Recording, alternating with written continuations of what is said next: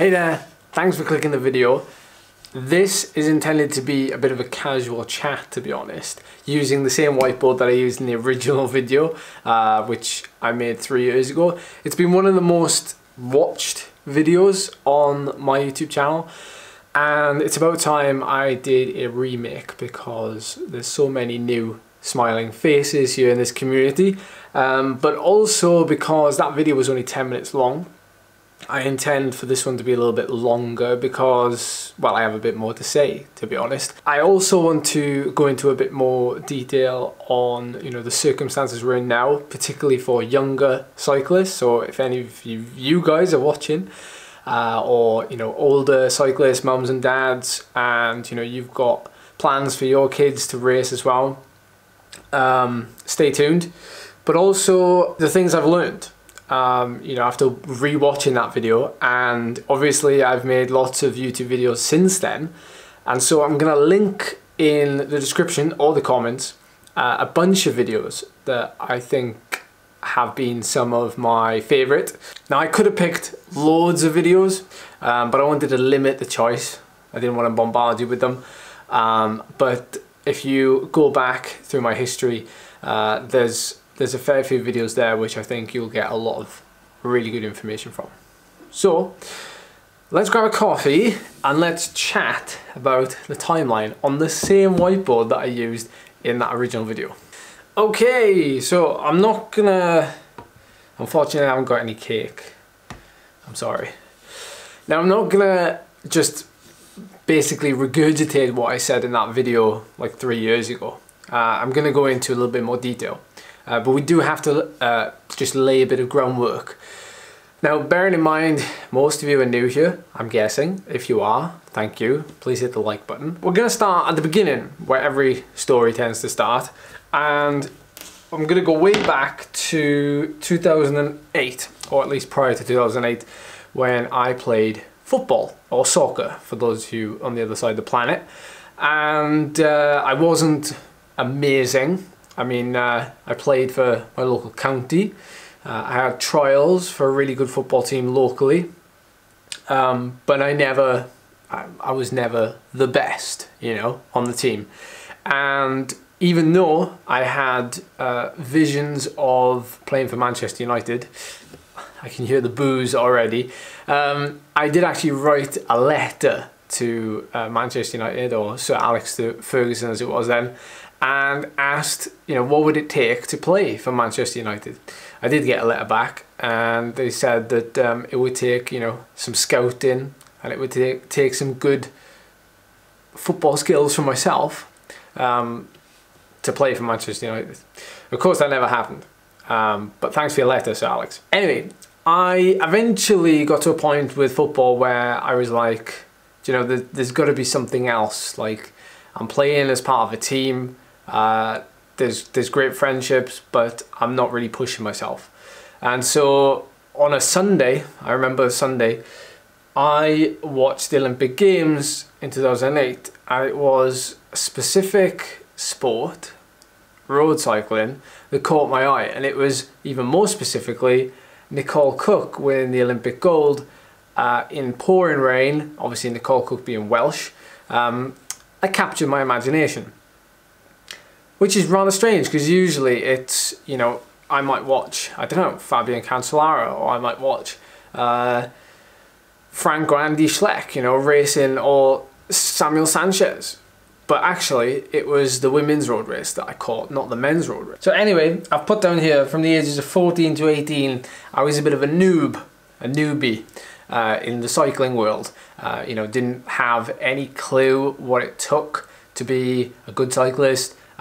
Just join my local cycling club, which I highly recommend a lot of people do, or get involved in a cycling community of like-minded people, because that's a great thing to do as well, which is what a lot of things are doing now, because everything's moving online. But from the period of like 2008 to 2011, I just did club runs. I just took part in group rides, fun club activities, touring weekends, just the basics really, learning how to ride a bike and learning how to make friends in a new community and environment. At that time as well, I brought along about 5 other young riders with me, all the same age, and they were basically my mates as well. We've all gone separate ways since, and I think it's only me and 1 or 2 that still actually ride a bike. And sometimes you think like riding a bike is for life, but not necessarily. Sometimes it burns you out. So it's important to keep the balance, obviously. So in 2011, I then started to become a little bit competitive, and that was mainly down to a couple of people moving back from North Wales who were avid racers, and they brought the racing to the club. And so I got involved in, you know, faster group rides. The Sunday morning ride was actually a fast ride, like 3 hours, and, you know, smashing up the hills and everything. It wasn't structured at all. And then I do like the Wednesday evening chain gang. But that was about as far as it went. And I still hadn't dipped my toe in road racing. And yet I had these visions like that I was going to be like, I don't know, racing like the best races in the UK. And I never once thought that I would like win the Tour de France or like race the Tour de France. It would never cross my mind with cycling like it did with football yet. And to be honest, it's only now that I've started to, or the last couple of years, I've started to believe in my abilities.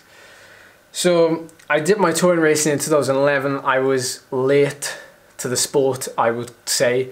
I was 17. And I managed to get an opportunity racing for a local bike shop. We were sponsored, we had bikes and kit. That's one thing I would say, like, you know, don't be discouraged by the young riders, don't be discouraged by what we're going through at the minute with the pandemic.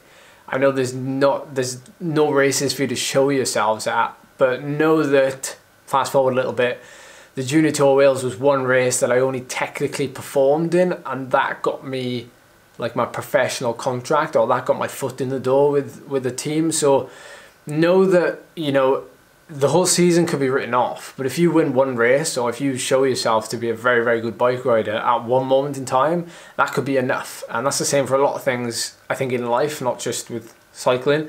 And use this opportunity to go to bike shops. Bike shops are still open.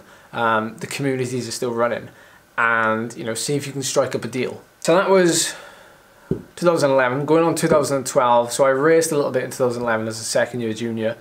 Got my head kicked in, but was focused on 2012. And I thought to myself, I'm going to race as much as possible. And that was the direction I was given by a couple of great mentors that I had at the cycling club I was in at the time. And I said, I'm just going to race as much as possible. I'm going to do crits, I'm going to do road races that the juniors do. And there was a national junior road race series, which there was basically 6 or 7 events in the year. And I started out the first round of the series, I finished like middle of the pack. It was a hard course, and I finished like in the 3rd group on the road, like 60th out of 100 riders or something like that. And yeah, I basically had a no-show. Then the next one came along and I was around about the same position. And then as summer came along, we got further into the racing. Then I was starting to come into my own, and I was kind of coaching myself a little bit, and I've got the training calendar, I've got my training plan in the other room, which I'll definitely have to show you in another video. Let me know down below if you want to see that, actually. And so I ended up like just going to these races and just like racing them as hard as I could and seeing what results I could get. And in the end, I got into the summer and we did the Junior National Road Race Championships, and I finished like, I think it was just outside the top 10. But to me that was like, there's this curve and we just keep on getting better through the year. But the one thing I'm focused on is the Junior Tour Wales in August. That goes back to like being like focused on one thing. Something I'm very good on this channel, I think, at trying to get across is that I'm making myself accountable by saying, look, this is what I'm going to go for. Like the British Hill Climb Championships, for example, 2 years ago, and I'm going to, you know, to give it everything. And you know, we happen to win that, but it doesn't always work out like that, of course. So 2012 then ended with the Junior Tour Wales. I put all my eggs in one basket and I finished that race really well. Finished 3rd overall, had a cracking ride up the tumble on the final stage, 5 stages, and yeah, that was it. Then I went through a little bit of a period which I didn't actually talk about in that original video, whereas I did a little bit of work experience. Cycling took a back seat because the season had finished, but I was very flat. I didn't know like what was next. And I was still working with Welsh Cycling at the time because they were giving me a little bit of coaching and advice. We've got a call set up with the team manager from Laverack GLT. Would you be interested in chatting to the team manager? I said yes. And up till now, I was like, I can't believe nobody's phoned me before. I don't know why I felt like that, but I figured that if I'd come third overall at Junior Tour Wales, then like everyone would be phoning me. I was completely wrong, obviously. I learned a lesson that you have to kind of go after things, just like I did in terms of performance with cycling. Off the bike, you still have to go after things. You have to chase things up. So in that situation, I actually got a call with John Herity. He asked me if I wanted to go to Tenerife to have a training camp. That was my first time on a plane. Really loved that, met some of the team. And then like a couple of weeks after that, we flew to Australia and I spent like 2 months in Melbourne, Bendigo, Melbourne, cracking the whip, just training like a professional every day for 2 months. And we raced as well, got my head kicked in as well. And that kind of started then a period of time where I don't think anything could have prepared me for. Like I had great support from my club, from my parents, you know, I considered my cycling club my friends as well, because I had quite a small group of friends in college. And as soon as I went off to pursue this career, it was like, well, I don't have time for, you know, parties, you know, meeting up with friends. Like I didn't have time for that. It was like, I'm a professional, like I've got to do this now my way. And that was kind of how I conducted myself when I was a junior. You know, I was very like, you would never push me off of this train track. Like I am focused on this.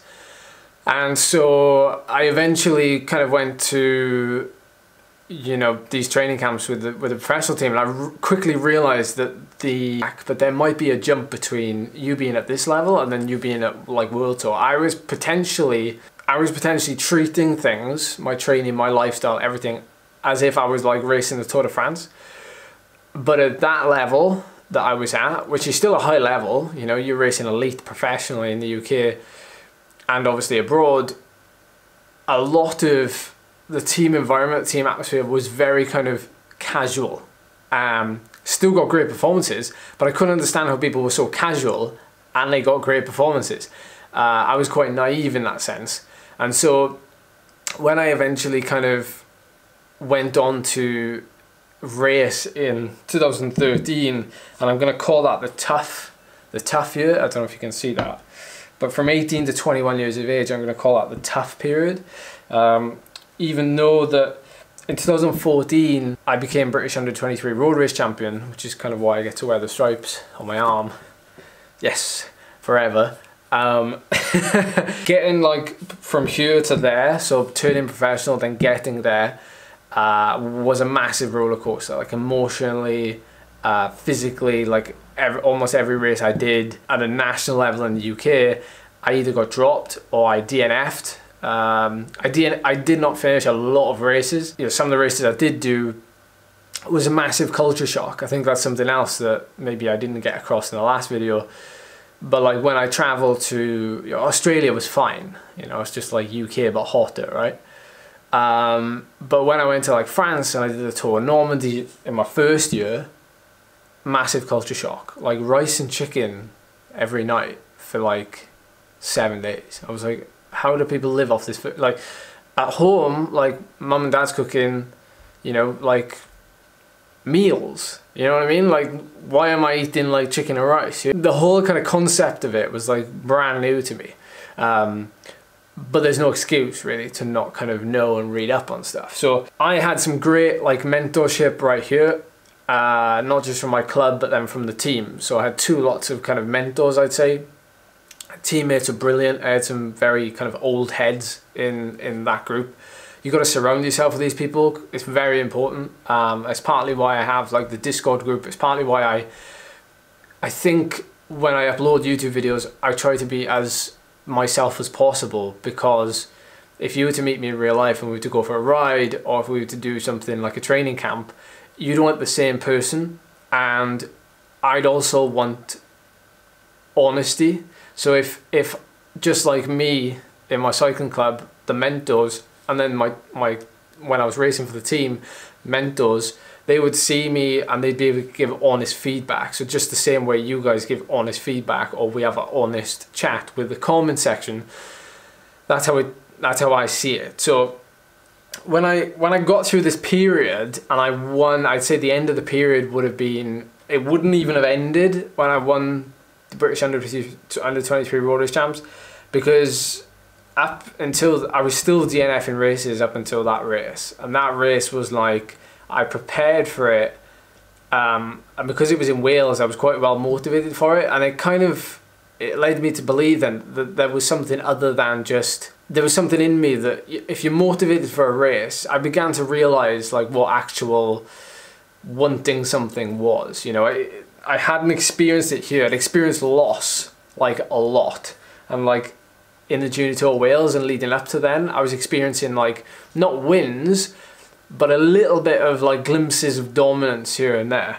And that was the first time I'd experienced it in 2 years. After that, probably the end of 2014, obviously going to 2015, and then we go into this whole change then of like, I start to become like not one of the youngest riders on the team, but starting to become one of the middle-aged riders, and then getting on to be one of the oldest riders as the sport starts to get younger. You know, this period is where I'm finding myself. So from 20, I'd say 21, probably more like 22, 23 years of age up is when I start to find myself. So I know there's a few of you, I've been having Instagram DMs with a couple of you, but some of you who come into the YouTube live stream chats and stuff, you say what you're going through, and then when we ask your age, you say 13 or like 15, and I'm like, right, I didn't have this when I was 13 or 15. I didn't have someone to ask a question to necessarily in my position. The biggest thing I could tell you is like, you are young as heck. Like, I can't even put it into words. Do you know what I mean? Nothing's really changed. You know, like the racing is still the same. Stage races. I only started to change teams right around here. So like from here to there is all the same team because it was such a great team and we did so much. I would say that my development started to come through. And a whole heap of that was down to patience. A whole heap of that was down to not necessarily following a plan, because I've changed coaches quite a few times. You know, when you're on a team, you might get given a coach. We didn't even have a coach during this period. Then we had a coach, and then we had another coach, and then I stopped with that coach on the team and I decided to coach myself.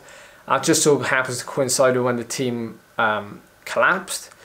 And then I had to go looking for another team. And that period, I'd actually never been, like, I'd never been in a situation where I had to look for a team. Because I thought I had kind of security with this team. And that's another kind of takeaway point, is that you should never just sit back and wait or think that something's going to be good forever. And so I was in a mad panic when that came around. I didn't really know what to do, and thankfully a team did have a space and I got on it. It allowed me to ride the Tour of Britain. That was my first ever Tour of Britain, even though I'd been on the team for so long here. It just shows how much strength and depth there was in this team. And the year the team collapsed, I had that massive crash in Canada, and that was my best year on that team. I was actually a team leader for the team at that point. So I was really kind of going places. I just lacked like the luck, so to speak. So I got to this period, and it kind of still ties it in with this video because it's like becoming professional. You know, became professional here in air quotes, staying professional, and then you get to here, and then you have to scrap around and look for something else. You find it, it's not quite what you think it is, and then you have to step down. And then do you step back up, or what do you do? But what I'd say is, and I'd like to end with this a little bit, because with all due respect to Phil Guyman, like, he talks about being professional, becoming professional. Who's to say that you are professional? Who's to say that you're an elite cyclist? I've actually done a little bit of research on this. In the UK, to be actually an elite cyclist, you need to be technically on an Olympic pathway program. I'm actually a professional cyclist in the eyes of the law. In the eyes of the government, I'm a professional cyclist. Does that mean I'm a professional cyclist? I don't know. But what I would say is that if you believe in yourself and your abilities, and you invest time in yourself, social media, whatever it may be, you don't have to ride for a team to call yourself a professional cyclist. As Phil Guyman says, just like snowboarders, skateboarders, rocking sports, where you can have individual sponsors sponsor an athlete, they go and do stuff, they bring lots of value, do loads of cool stuff, tell a great story and bring awareness and people onto the journey. That to me might well mean just as much to be a professional athlete as it does to be racing for a team, if you're still racing and riding your bike for a living. I just want to say, keep the drive, discipline, the direction, keep wanting to be better, because I know the world's in a weird place at the minute. For those of you who are watching in 25 years time, it was the pandemic. But if you stay this long, I appreciate it so much. I know I've got a lot to say sometimes and very little time to say it. So thank you so much for watching. If you appreciated this video, please give it a like, share it with somebody who you think needs to hear it. Yeah, we don't all have, I guess, the ability to share a story like this. So thank you for your time, and I'll see you in the next video.